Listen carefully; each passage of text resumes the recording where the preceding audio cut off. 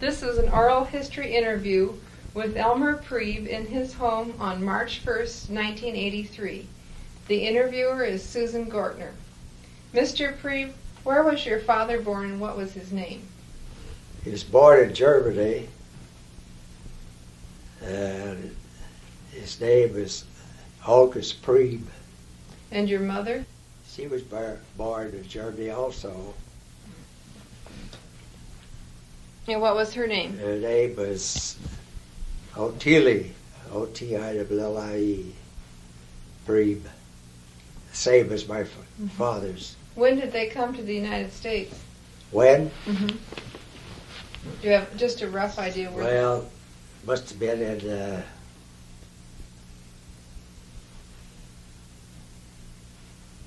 probably 1870s, I think, in there. Did they come Because over? I was born in 95, so Did they come over as young children? yes, about, I think, probably around 16 and 18 years of age. What type of work did your father do? I think he was a farmer practically all his life. Where did they? He served some time in the German army before he came over. How much, I don't know. Which was mandatory then in Germany. Yes. Where did they come? Where did your father farm? I think he landed in around LaPorte, Indiana to start with, and then they came down near Crawfordsville, Indiana. That was our homestead down there. How big a farm did you have? Not very large farm. It was around 50 acres there in that neighborhood, but he also rented other land adjoining the farms. So you grew up on a farm. Yes, How many children were there in your family? 10 children. And you were the Youngest one. The youngest one. Did you have to help a lot with the chores? All of us had a job. What was your job? My job usually was after school hours to get the kiln ready for the next morning, building of the fire. So carry in the wood for the night for the stove box, wood box. And then having fine wood, like copse and fine kindling for to start the fire the next morning. How long did your parents attend school? Do you have any idea? How long were they? What was that question? How long did your parents attend school? Do you have any idea? I have no idea. How long did you attend school? Where did you go? I attended grade school, a little country school in Indiana, about 2 miles from my home. And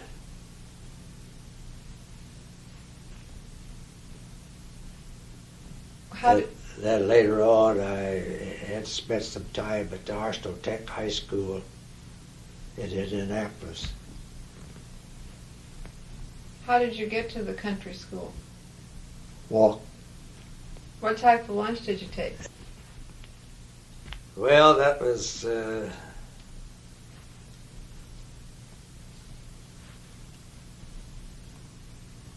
going back. I don't hardly remember what I did have. I think I had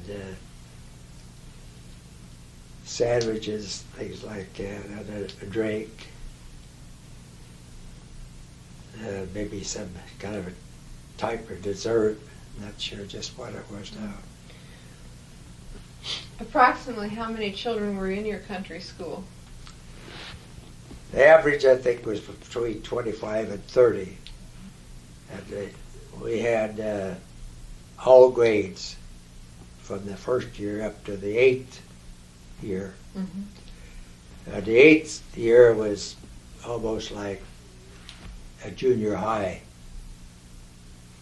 First year in junior high. When you were on the farm with your large family, what kind of games did you And your brothers and sisters play? We were busy working most of the time. We played, I learned to play baseball quite early in life. That was our main pastime at that time. How did you come to go to a school in Indianapolis for high school? That was during my early siege in War One. Reason that I was over there is they sent a word out. They wanted so many men to go to Valparaiso University. Or not having a college education, I thought that would be a good chance to maybe get in on that, see. But when I went to Valparaiso, I didn't stay there very long until I was transferred over to Indianapolis. And then I spent about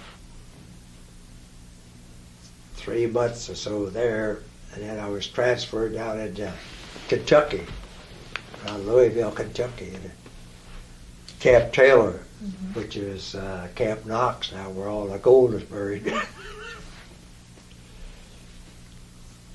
I was in the field artillery out at Camp Knox, and went through the flu period, survived, 50 of us survived out of 250. And after the flu was over, then armistice was signed, so I was discharged and sent back home. So you didn't get into combat? I didn't get into combat. What type of training did you get at Indianapolis? Training? At that time, as a vocational school, I was put into the sheet metal work and building. I remember one job I had. We made 500 coffee pots for Fort Harrison camp over there. And that was the most tricky job that I had, so getting a spout so it wouldn't leak around the outside. Yeah. Were any of your brothers also in the war? My brother Fred, the next one above me, he was in the war. He was in officers training school down in Tallahassee, I think it was. No. Hattiesburg in Mississippi. He spent most of his time down there. But he didn't serve long enough to get his commission. He was discharged about the same time I was. After you came back from service, what did you do? I came back to see Mr. Allison. He wanted me to go to work right away, and I said, no, I'm going to have 3 months vacation. Which I went, stayed with my mother. She was living alone. I lost my dad.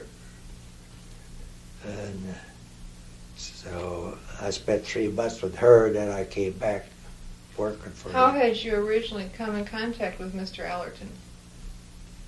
How did I? It was through my sister, I guess you would say. She was the first one of my older sisters came out, and she worked for Mr. Allerton.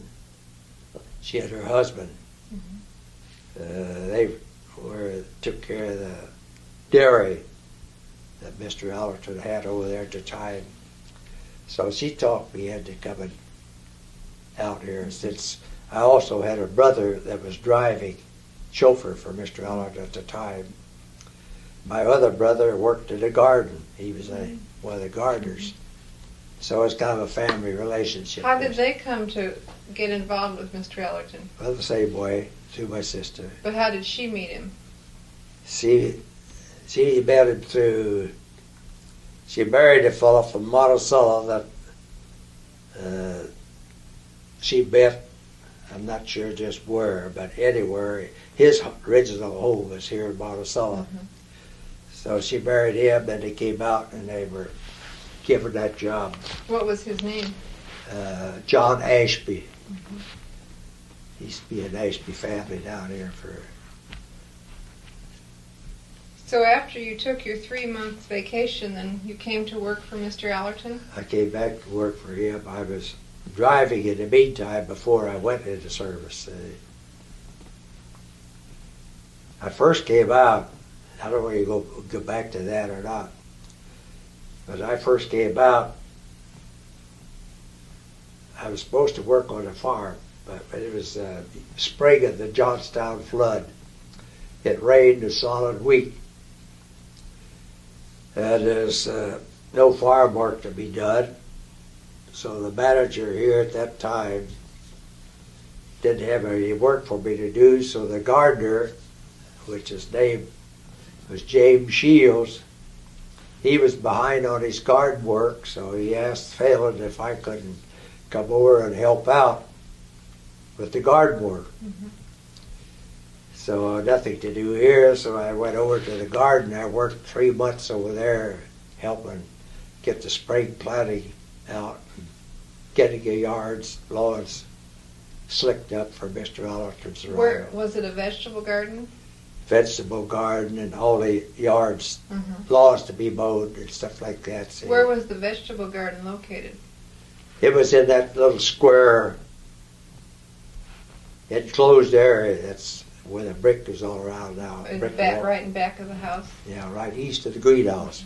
That was our main garden there. See.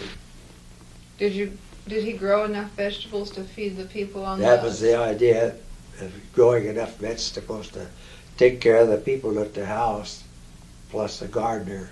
Mm-hmm. So they had a pretty good sized garden. Where did you live at that point? I lived in the main house. What kind of room did you No, have? at that time I was working in the garden. I'll take that. I lived with my sister down where the stucco house is. Mm-hmm. Lived there with her because my brother was there also. Brother Albert. I worked in the garden, and we walked back and forth after our work. Mm-hmm. And after 3 months, got the work pretty well caught up. So then I was transferred over to the farm. That was up there where Mr. Glasgow lives now, see, up on there. And I worked on the farm up there till, long again, the latter part of September, I think it was. And the farm manager came around and said, Mr. Allerton wanted a boy out at the house to do housework since the houseboy was taken ill, so he wanted me down there for a short time. So I transferred from the farm down to the house, and I started living at the house. After that, then that fall, Mr. Allerton, my brother left to go back to Indiana on a farm. That left Mr. Allerton without a chauffeur, so he asked me if I didn't want to care to be a chauffeur. So I went to Chicago to the Stevens Duryea shop and lived at his father's home during the winter for about 3 months on 1918 Prairie Avenue. That was his family home there, see. After 3 months, I was come back around the 1st of April, that's it. And Mr. Allerton came home around the 1st of May, usually from his foreign trips, wherever he went. So he wasn't there the time you were there? No, not in the wintertime. Mm-hmm. What was his house like in Chicago? One thing that struck my eye there more than anything else was it wasn't a real large home, But all the woodwork and paneling, the doors and everything was bird's eye maple. Did he have quite a few servants there? At that time, he only had just a few during the winter because he let the for summer go. So when because he was spent his time in California, but he had I think a maid and a cook left behind to take care of the place. Did you ever meet him? No, I saw him go by once in an automobile when my brother was driving. Well, that's when I was working on a farm up there. What kind of impression did you have? What type of man was he? Well, not knowing him well enough, I don't know whether I can make a statement on that or not. Just having a glimpse of him going by. When you were at the factory in Chicago, what type of things did you learn? Becky, everything about how to, well, I learned about the spark plugs and the magneto and the bearings, the connecting rod bearings, and how to scrape in your babbitt for your connecting rods, and general upkeep of an automobile. So you could come back and be the mechanic plus the chauffeur. In those days, you had to know little about repair work as well as driving. When you came back, then you were the chauffeur. Yeah. And did you still live in the house? But I drove that car then to Stevens, Georgia, which I showed you a picture of the other day. Yeah. Drove it for about 3 years. And then Mr. Allen gave it to the contractor in Monticello, William Lodge. And he bought a Packard. The Packard had a starter on it. Otherwise, the old car you had to crank it all the time. So he bought this Packard. So then I had to go back up to the Packard shop and take back to the same course over again. Did you live with the Allerton in the Allerton? No, at that time I'd sold this house on 18 to the Camel Hairpin Company. And I stayed at the hotel on Michigan Avenue, not too far from the Packard place. I don't remember the name of the hotel now. And then you came back and Then I came back, started driving, see. What type of And when the war came out, then I spent 5 months in the war, see, after that. And I came back after staying 3 months with my mother in Indiana, and I came back and started driving. I drove till 1936. What type of how much driving would you do daily for Mr. Allerton? Well, it wasn't too much outside of going to and fro to Monticello, getting his mail and picking up groceries and meeting guests. They usually had guests on Friday afternoon, and they usually stayed, most of them stayed till Sunday afternoon. Few of them stayed till Monday, but very few. He never had more than just enough to fill a car, say probably, we had a 7-passenger car, so that would allow, with Mr. Allerton and I, about 5 people, say, at the most. So you go meet him at the train station? Yes. What type of things would they do over the weekend when they came here? Well, most of them they'd come in and usually have a walk through the gardens in the afternoon after they'd get here and change clothes. The trains usually came in about 2:30, 3 o'clock. So it'd give them time to have a walk before eating meal. And the next day, usually on Saturday, after lunch, we'd have a tour of the farms. around Bemet Farms and around over Streettown Lane, which took about a couple hours or so. And then that evening, usually Mr. Aller had quite a costume room. The guests would go in and pick out their costumes, unaware of what the other party was going to wear, say, and then after the evening meal, they'd come down all dressed up in those costumes, see. Each one would have a different one on, see.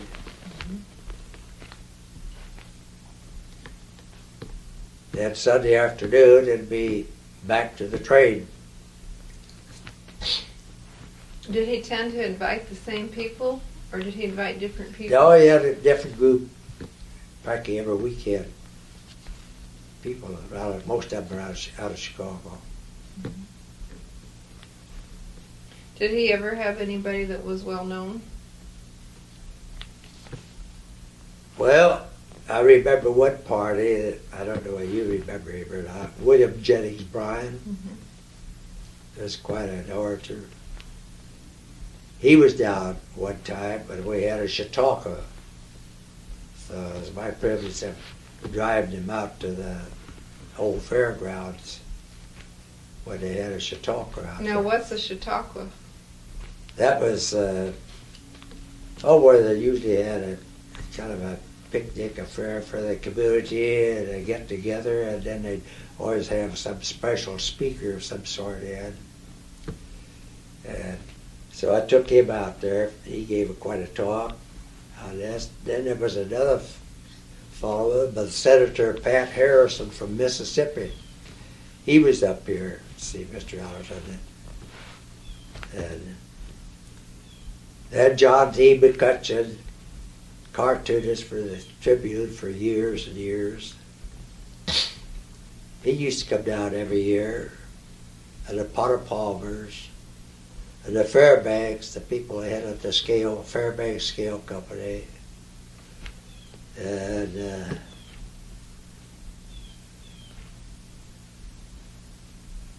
he had another party that quite a pianist, but then John Carpenter, he used to come down quite often. And it's kind of hard to remember all those people now, but Did you ever drive Mr. Allerton on any long trips? we had 3 nice trips all through the East, different summers, say. And I'm very fortunate. I never had a flat tire. I never had any engine trouble. Never got arrested. We covered practically every large city in the East. Detroit, and Montreal, and New York, Boston, Atlantic City. That was my first swim in the ocean. It was Atlantic City. Mr. Allerton and I had a nice swim in the ocean down there. But also, one trip we had to Packard, which didn't have any gas gauge on it. I was very fortunate. We spent the night in Burlington, Vermont. That's in the maple country. And we went over east to the east coast of Portland, Maine. And we came down from there, say, to New York City. But on halfway across, I was lucky to find one gas station between those 2 cities over the mountains. In those days, there was in the teens. You didn't find many gas stations scattered over the country in those days. And the roads weren't paved either, see, so. Were most of the roads just gravel? Most, in the East, most of them are gravel, see. Not the best in the world, though. Some of them are quite narrow. Did he usually stay with friends, or did he stay in hotels? No, we stayed at hotels, and that's one thing I liked about Mr. Allerton. And we all stayed at the same hotel. And we had our meals all together. How many people would he take along? Well, usually about, Mr. Allison and I and about 2 more, see. One time we had his butler along, plus a lady that was bookkeeper in the Chicago bank for him, see. It'd be just the 4 of us, see. That's about our limit on it, see. But as I said, we had our meals together, and if it felt like it of an evening, why we'd all go to the show together. Which quite a few people having a chauffeur like that give him money. You be on your own, then come back at such a time. I stayed with Mr. Allerton all the time.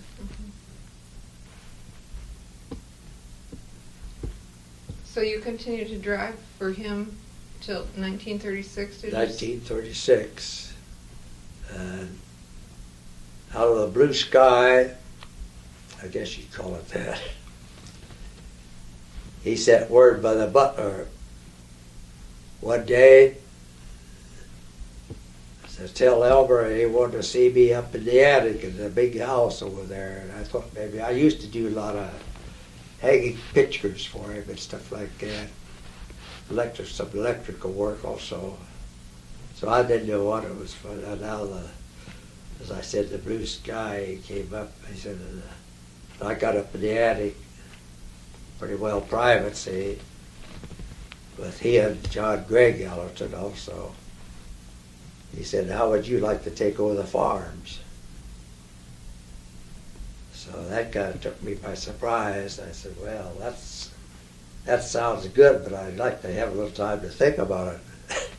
So he said, well, he'd give me a week or so, which he did, and that's when I finally decided to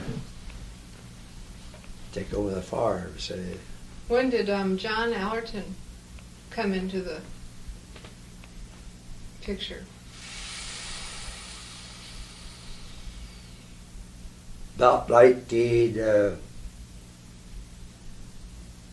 in the late 20s, either 28 or 9:30 in there sometime, because he came in through Mr. Will Lodge had a son going to university at the same time. And he and John, I think, were staying in the same fraternity house. I think Wyndham Trenchard might have been in with the bunch also. But he said they have a dance day over there, and John Gregg didn't have any father. So he asked Mr. Allerton if he would come over to the football game and be father to John, and they'd have an evening meal, say, at the frat house afterwards, and have a visit with John. And that's how John happened to get, Mr. Allerton got acquainted with John, saying he seemed to like him. He was studying architecture, which Mr. Allerton liked, so that's how they happened to get connected. How old was Mr. Allerton when he met John? Well, that I just do some figuring on. I don't realize at what age he was at that time.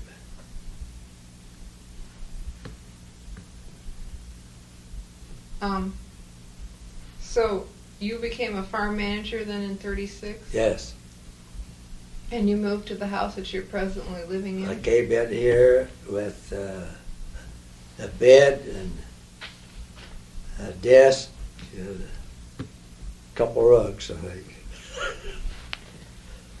Who was the farm manager before you were farm manager? A fellow by the name of Joe Phelan. He was a nephew of John Phelan, and I started working for him at the beginning. See. And then after John Phelan died in 2002, Then Mr. Allerton turned the farm managing over to a fellow by the name of Jack Lynch. And he didn't prove out too successful. So then he got old Joe Phelan, which is a nephew, and his father manages the Allerton farms in Allerton, Illinois, about 3,700 acres over there. Mm-hmm. So he thought, well, one of the family, he'd have him here. But he didn't prove out the way Mr. Allerton wanted, so that's how I happened to come along. So, how much land do you manage as the farm manager? at the beginning, Yeah. around 12,000 acres. I had 17 tenants when I took over. Mm-hmm. Now I'm down to 4. 4 tenants? And how much acreage? Say acreage now, you mean? Mm-hmm. Just pretty close to 5,000. We got 2,000 in one plot down at Beeman, south of Beeman. And this all through here about. Who were some of the tenants? Do you recall some of the people that were here then?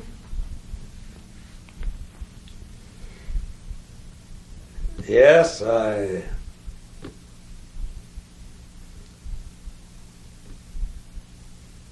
had the old jet over on the North Farm, so the name is Siemens.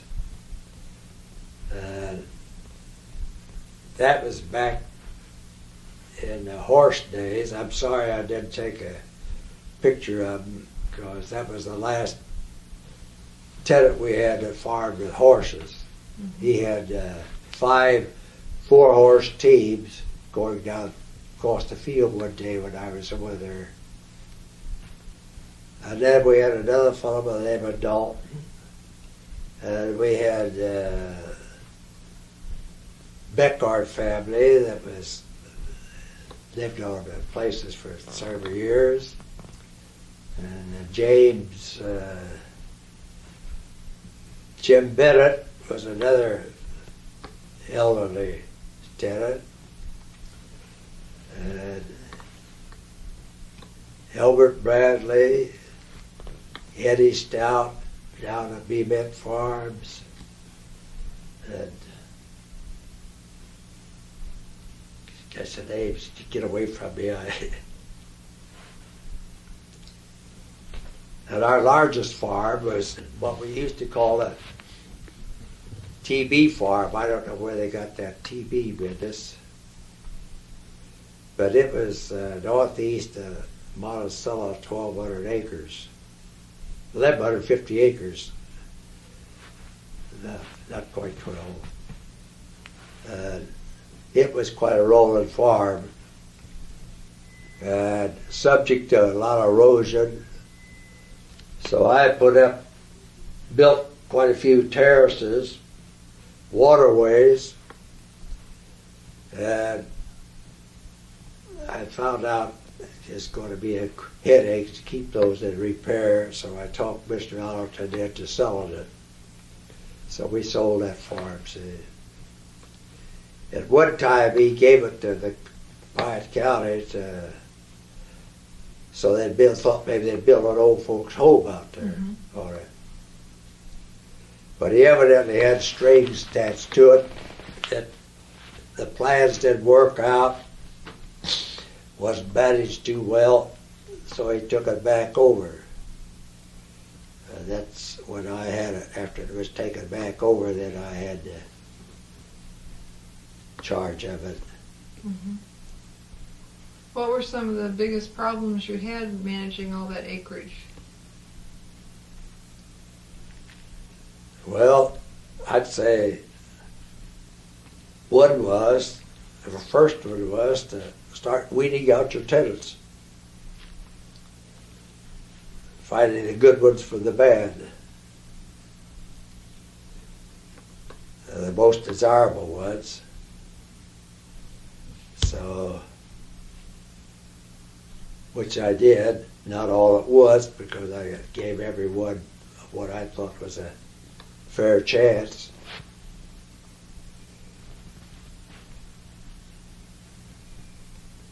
And then I kept them, after I got them pretty well weeded out. That's one thing, when Mr. Allen gave half his land to the university, I was surprised to find out that the university kept packing all of my tenants. Usually, when you make a change, why, there's other changes also.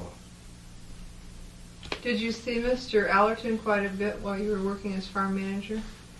Not too often. He turned things over pretty well to me. Once in a while, he'd call me over. Sometimes I'd go over and see him, have a visit with him.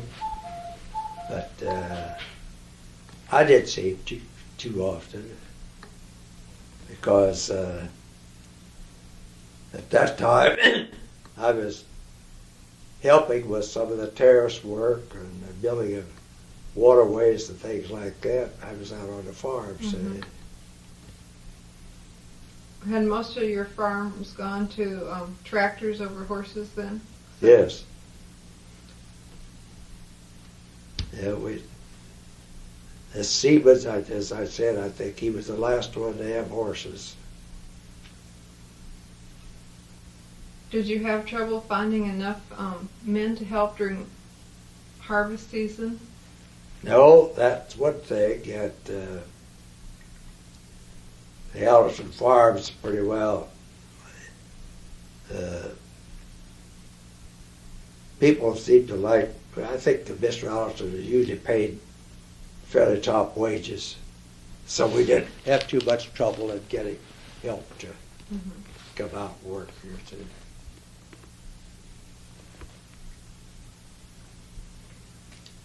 When you continued to manage the farm, someplace along the line you met your wife. When did you first meet her? I was about, well, I first met her. She was teaching school down at Monticello. She taught school down here one year.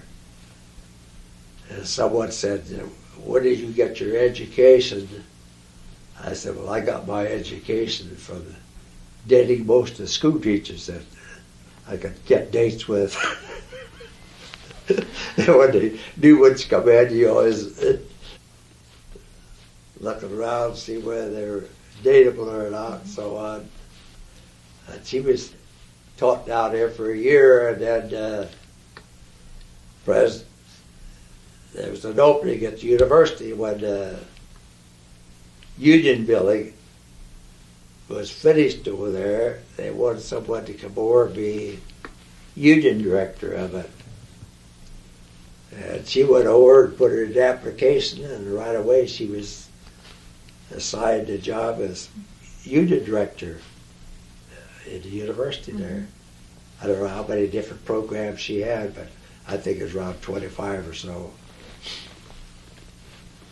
President Willard was president of the university at the time, and he seemed to like her very much.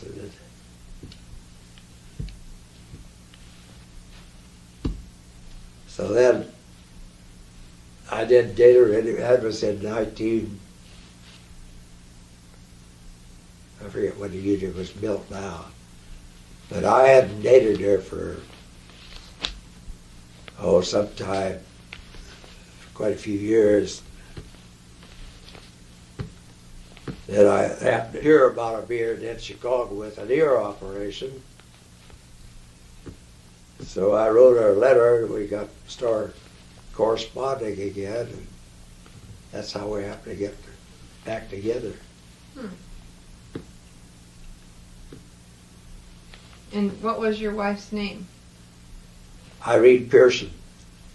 Her home was in Argenta, Illinois. And when were you married? December the 23rd, 1947. When you were managing the farms during the Depression, was there any difficulties for you? I didn't have them during the Depression. I took over in 36, So you but were that was at the- right after the Depression. Right after it. Yes, I've got one mark against me. I took over the farms. They needed painting and a lot of work to be done. They were farmed real hard during the Depression to show a profit, which I don't know whether they did or not. So I overdid it on one little farm, 240 acres. I overpainted and dressed it up. And I was $200 in the red on that place, and that's the only one mark that I have against me. The rest of them has been a nice profit ever since.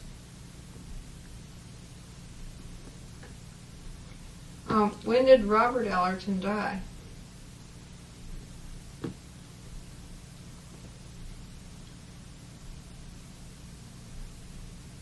Seems to me like it was 64 or 5.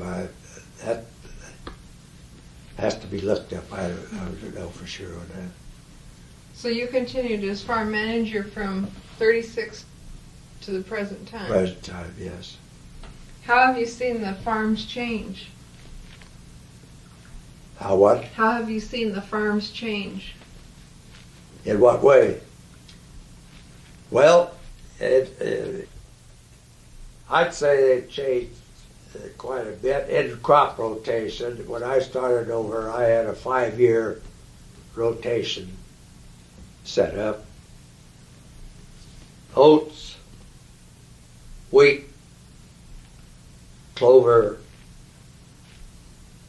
corn, and beans. And then as the graduate came along, we cut out the oats. Wasn't very profitable. In fact, I sold some one year at 16 cents a bushel. And in 36 and 7, that was 2 bad years there. We had drought, and we had grasshoppers and chitch bugs.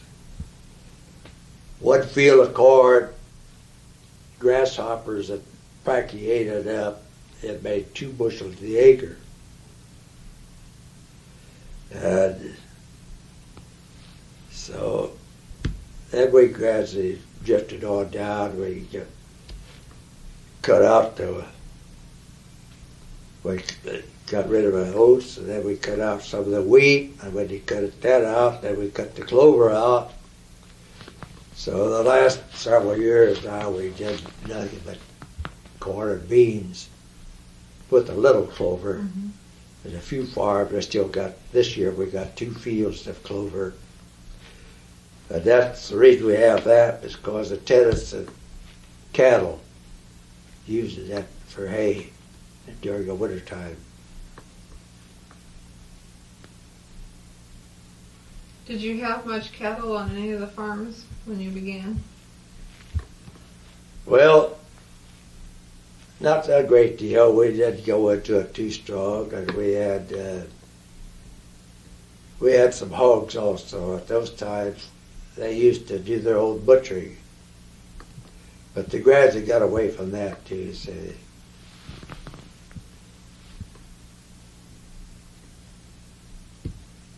How did you come to sell off? You've sold off quite a few of the farms, haven't you, in the years? Absolutely, all that wood I was telling you Just about. that one? Yeah, the others have been given to the university. Mm-hmm. So, When did Mr. Allerton give the farms to the university?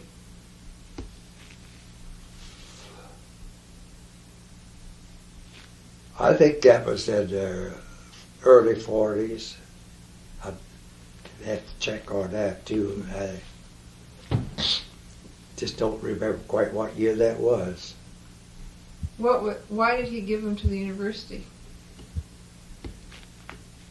I think one reason, he was a lover of outdoors. He had to park over area, built up over here. And we've got a nice 1,500 acre woods down here with the park and everything. And I think one time maybe considered maybe the Forest Preserve Park might be one, but later on I think he changed his mind, giving it to the university, and they take maybe a care of it so the future generation would have some place to nice park to come out to visit, see, and, as well as the woodland. He and I made a nice 7-mile drive to the woods down here by walking it. He walked ahead of me, and I took a hatchet and marked the trees where our road should go, see. So we put that in, but now it's not being used outside of the university people. It's not open to the public because they're too destructive. Mm-hmm. Did he continue to live here after he gave the farms to the university? No, I think he lived in, he came back, lived in this little white house in the summertime, see. So, but the big house, the university took that over, so he never went over there after he gave it away. They had control of everything. So this little white house was empty, so he made this his summer home. When he come back from Hawaii, spent a few months here in the summertime while he'd stayed in this little white house, which John Gregg does now. He comes back and stays here a couple weeks or so, and that's back. Why do you think he decided to give away his large home, too? Just because it fit in with the land? It fits in with the garden setup. So otherwise, I don't know what he would do with it. Mm-hmm. Now they use that as kind of a conference center. They have meetings over there most of the time. Different people come in. How were you affected by World War II?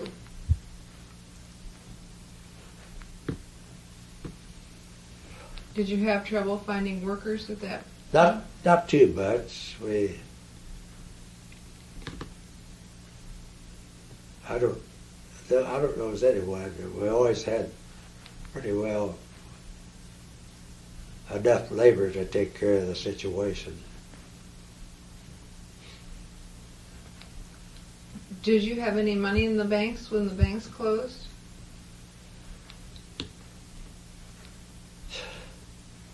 I had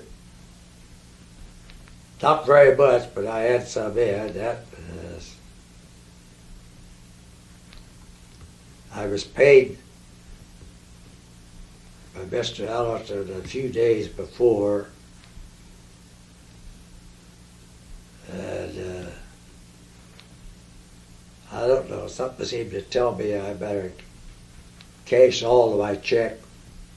In fact, the cashier wanted me to, suggested that I put some money in the bank in my savings. I said, no, I think I better take it all and I pay a few bills, then I'll bring the rest back. Well, the next morning it was closed. Mm. So you were lucky. So I never quite forgive that guy for wanting to talk me into putting it into savings, but he surely knew it must have been that it was going to close the next morning. Had Mr. Allerton given you any indication that he felt that the banks might close? He gave me a little warning ahead of time about the other bank. He knew about it. That was the Moore Bank at the time. My brother had some money there, and I told him about it, and he was lucky enough to get his money out. I had a hard time talking him into it, but he finally went down and got it out. But It's through Mr. Allerton, I think, that this National Bank paid out in about a year's time, so I got my money back, and I had the savings on it. How did people react to the bank's closing?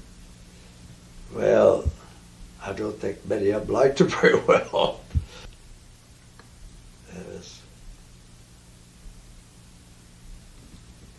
That's one thing, Mr. Allerton, of course, having a bank in Chicago, which never closed. From the time this bank was closed, and from then on, we got our checks through the Chicago bank all the time. Mm-hmm. He never put any more money in the bank down here to write checks on. Did he lose any money in the bank closing? Well, I think maybe he did. How much, I don't know. I think it's being one of the larger stockholders. I think it's through him that it reopened as early as it did. Mm-hmm.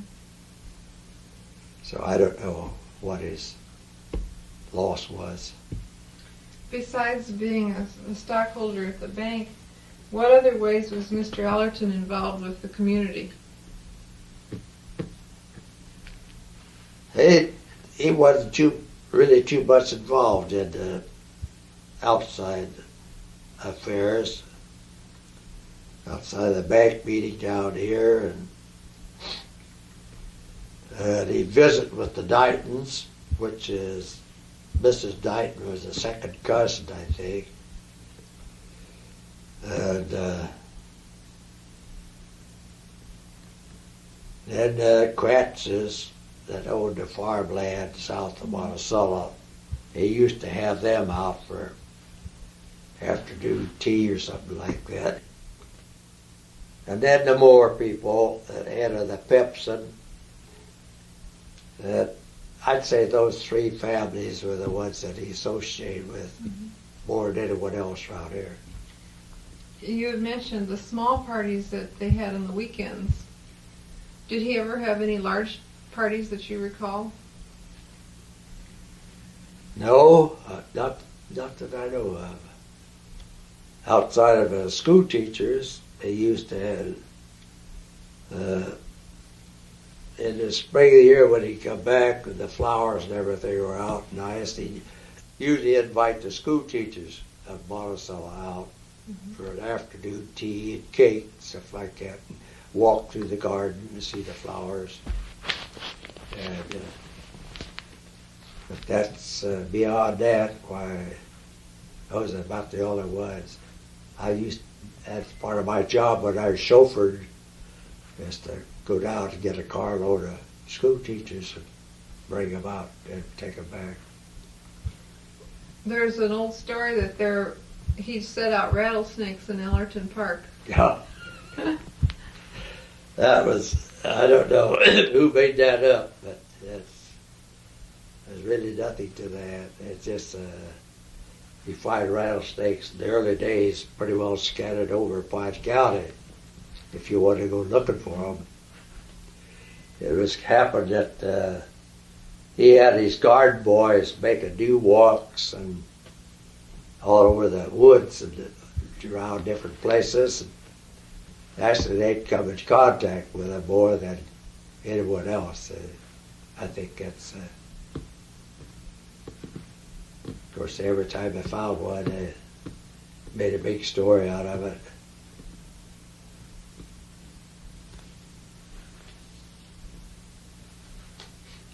How did the Allerton family come to, or Miss Robert Allerton come to build this house here? Do you know? I think it was through maybe his father. See, his father had bought all this land. And I think he was wanting some headquarters pretty well in the central location here. See, any Allerton land over in Allerton, Illinois, 2,000 acres down to be met, and this in here, and around 10,000 acres here. I think he wanted a headquarters, and he come here in the summer and spend the summer and be looking over the farm at that. Otherwise, I don't know why he would do it. There used to be a brick road that came out here. The Allerton Road was brick, wasn't it? Right out here on the right side going to town.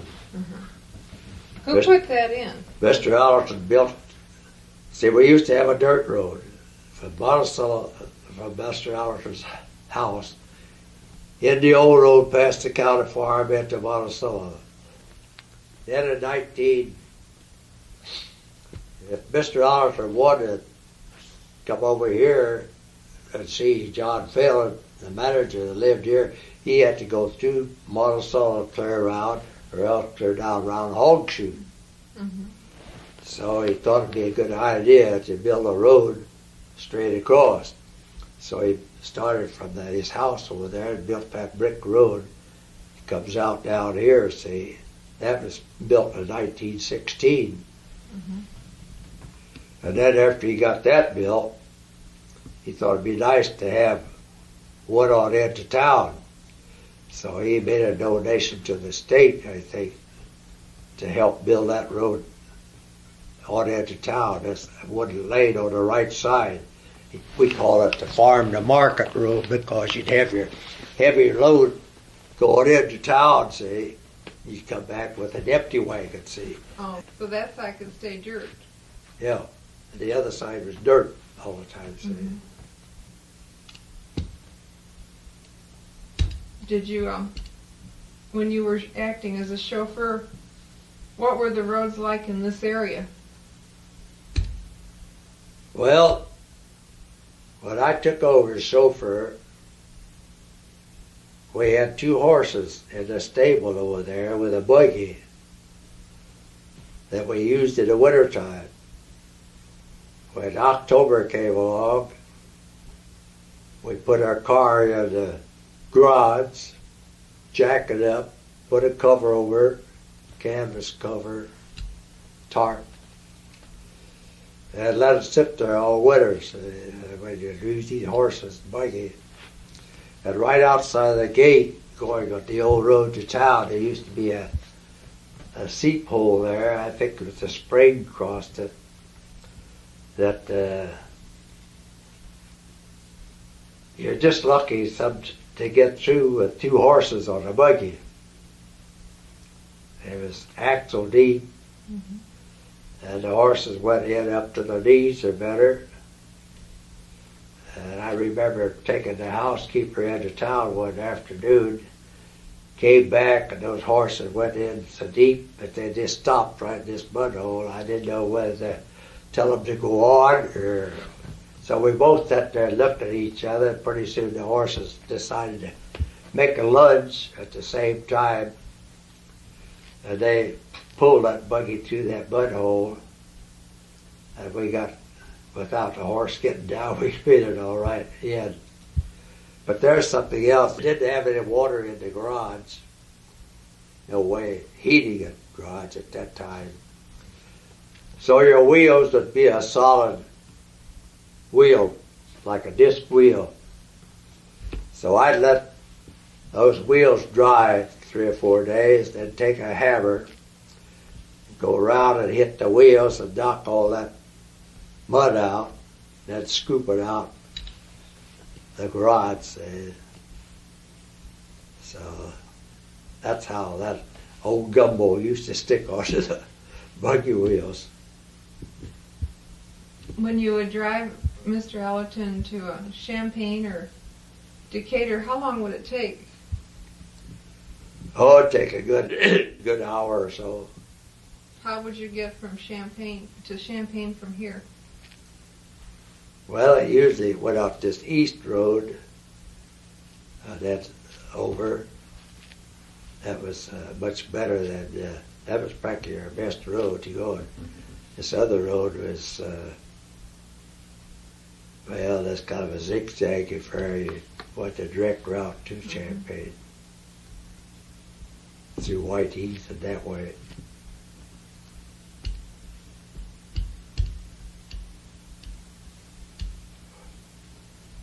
What do you think are some of the highlights of working here that you recall most vividly?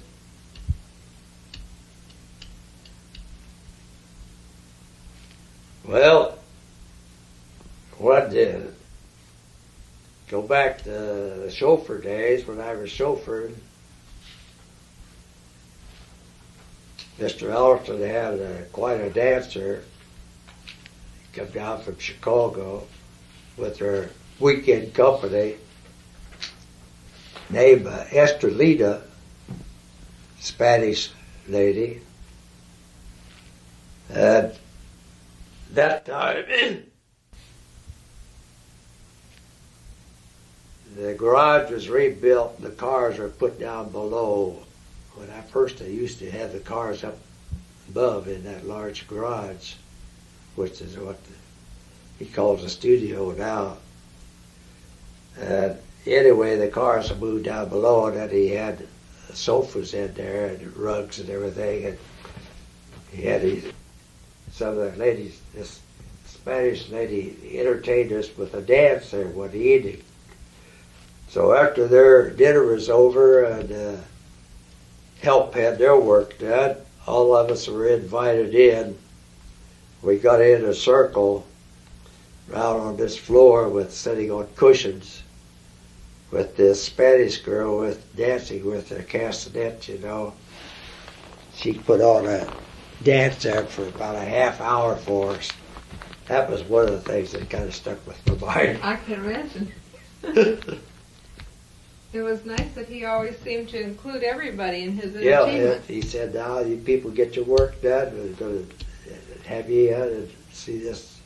So that was one of the things we got in on. See. Well, I appreciate you very much talking to us, and I've enjoyed it.